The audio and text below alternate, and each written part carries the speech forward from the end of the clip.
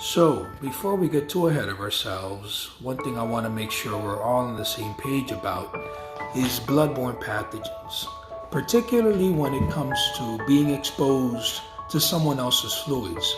Please remember, when it comes to HIV, according to the CDC, HIV can last outside of the body for a minimum of 5 to 6 days as long as the pH balance is maintained. When it comes to hepatitis C, that animal can last outside of the body for a minimum of 16 hours, but no more than 4 days, and dried blood has nothing to do with its potency.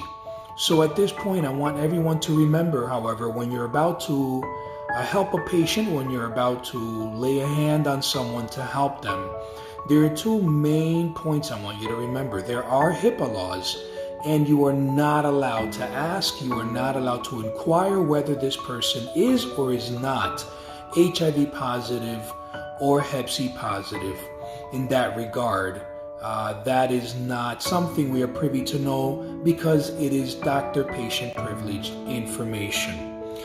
Separate to that, also keep in mind when a person does pass, when a person is deceased, also remember everything relaxes, meaning they may urinate, they may defecate, fluids may come up. It is 100% normal.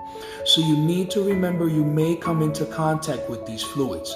Now, let's get back to bloodborne pathogens and bleeding emergencies. And yes, we're definitely going to cover tourniquet, mainly because you may or may not experience an arterial bleed, meaning there may be a rupture in the artery within this person's body and they may be bleeding out.